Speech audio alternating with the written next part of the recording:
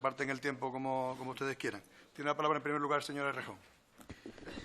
Gracias, señor presidente. Gracias al señor Montoro, ministro en funciones, que por fin discutimos en sede parlamentaria y no a través de los medios de comunicación. Y yo le agradezco el tono. Yo voy a ser contundente en el contenido porque estoy profundamente en desacuerdo con las cosas que ha dicho, pero voy a intentar seguir la misma senda del mismo tono que creo que nos ayuda a discutir mejor. Resumiría los tres grandes desacuerdos de mi grupo. En primer lugar, en el que no creemos que ustedes hayan tenido un fallo a la hora de calcular, ni creemos con cierta ingenuidad que ustedes hayan tenido un problema en el cálculo del déficit público. Creemos que han hecho una utilización electoralista y partidista de los cálculos del déficit público. En segundo lugar, creemos que no hemos escuchado en esta comparecencia ningún elemento que nos permita señalar que el Gobierno en funciones se plantee o esté en disposiciones de plantearse un cambio de rumbo de un modelo que para nosotros es un modelo fallido en la medida en que no ha cumplido con sus objetivos de reducción del déficit, pero sí que ha sido capaz de fracturar la sociedad española, haciéndola una sociedad crecientemente más injusta y más desigual. Y, en tercer lugar, no estamos de acuerdo en el reparto que usted hace de las culpas y quién tiene que pagar por lo sucedido. Con respecto a lo primero, ya en el verano de 2015, los técnicos de Hacienda dijeron que era muy poco probable que se cumplieran los objetivos de recaudación impositiva. A pesar de eso, sobre esos cálculos, ustedes elaboraron unos presupuestos generales para el año 2016 que tenemos razones para suponer que asumían que no podía ser cumplido. El propio Moscovici les dijo ya, les tiró de las orejas y les dijo que eran unos objetivos poco realistas. E insisto que yo creo que esto tiene una explicación que no es económica. Si me permite una breve desviación con respecto a la dificultad a veces de entender la jerga de los economistas, yo creo que no es un fallo de los economistas. Creo que se explica por las mismas razones por las que los curas durante mucho tiempo daban las misas en latín. Ustedes a menudo pretenden no ser entendidos para disimular objetivos políticos detrás de jerga pretendidamente técnica. ¿Y cuál es ese objetivo político?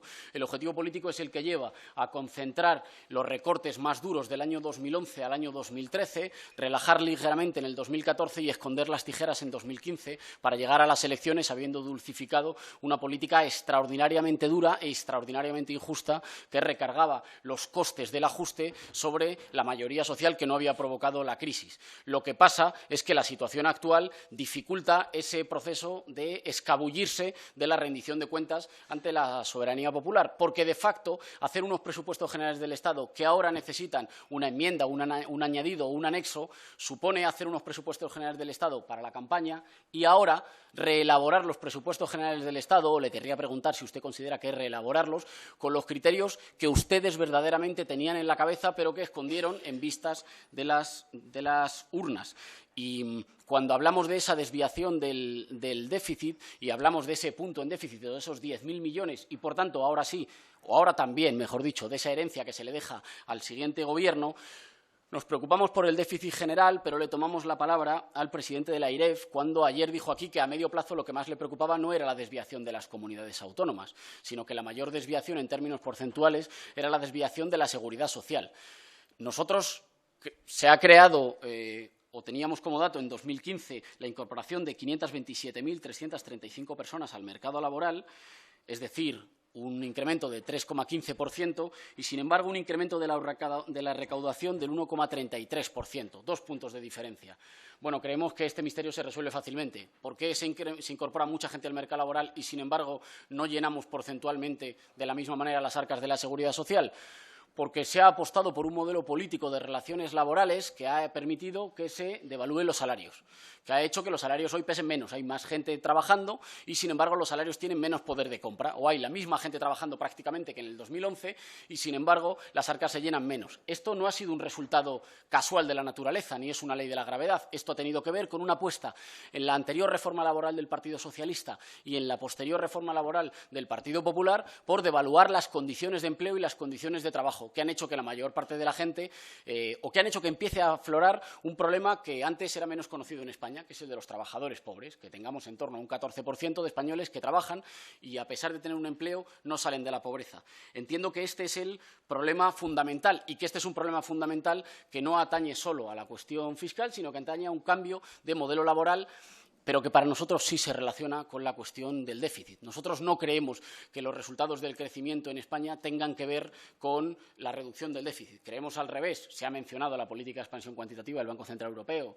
la caída de los precios del petróleo o la depreciación del euro con respecto al dólar. Creemos que eso explica más los buenos datos macroeconómicos generales, que no se deben a la acción del Gobierno, pero creemos que una reducción paulatina del déficit es la que más puede ayudar a una política económica de incentivos que ayude a que España supere la crisis y las familias españolas superen la crisis.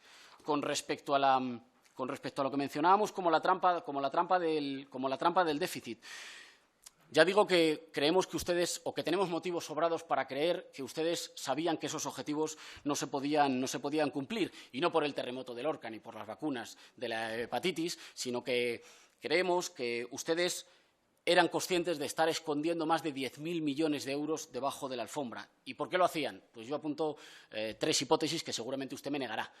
En primer lugar, para poder llegar a las elecciones en condiciones de haber blanqueado una política fallida y profundamente injusta. En segundo lugar, para poder justificar nuevos recortes. Y esta es una cuestión ideológica y no política. Creemos que a la política del Partido Popular le sobra una buena parte de los avances sociales y del estado del bienestar conquistados, y que ha utilizado algunas de las recomendaciones de Bruselas como excusa para una ofensiva que convierte a España en un país más desigual. En otras palabras, que algunos de los derechos sociales conquistados por nuestros padres y madres, por nuestras abuelas y abuelos, hoy sean para quienes se lo pueden pagar.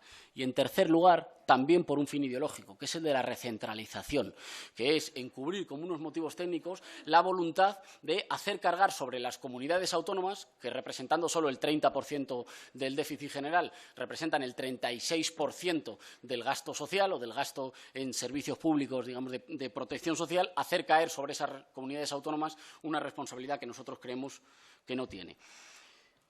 Y voy concluyendo. Creemos que en esta externalización de la culpa a las comunidades autónomas tenemos una pregunta fundamental, tenemos una duda fundamental, que es en qué medida va a ayudar el congelar los gastos o los créditos que ya estaban presupuestados en los presupuestos de las comunidades autónomas a que esas comunidades autónomas puedan hacer frente a los objetivos del déficit. Cómo, congelando una parte de los gastos ya presupuestados de las comunidades autónomas, eso va a ayudar a que esas comunidades autónomas contribuyan al cumplimiento de los objetivos del déficit.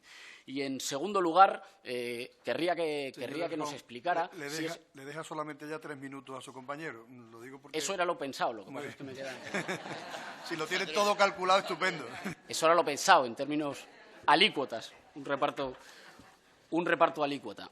Y, en segundo lugar, si ese reajuste de los presupuestos generales del Estado no supone, en la práctica, una reelaboración que buscaba escatimar el veredicto popular, que buscara que ustedes llegaran a las elecciones sin pasar por el veredicto del pueblo español lo que eran las verdaderas cuentas o las cuentas más realistas que hacían. En último lugar, si tenemos algún motivo para asumir que usted está pretendiendo una cuadratura del círculo, asume unos objetivos de déficit incumplibles y quedó bien con Europa, después bajo impuestos y evito recortes en año electoral, y cuando los objetivos no cumplen, la culpa es de las comunidades autónomas. Queríamos preguntarle, señor Montoro, porque nos parece que su comportamiento con las comunidades autónomas es similar al de la señora Merkel con España, si además de obsesionarse con el objetivo del cumplimiento del déficit por la vía del gasto, se ha planteado, y otros colegas lo han señalado a los papeles de Panamá, cuáles son las medidas para cerrar el profundo agujero negro que tenemos en las arcas de la hacienda pública española, que tiene que ver con un inmenso fraude fiscal y un inmenso ejercicio,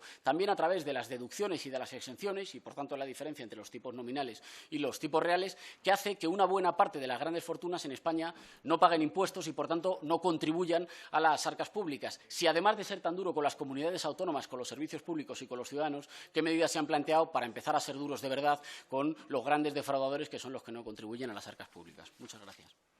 Muchas gracias, señora Rejón. Tiene la palabra en nombre de En Comú Podem,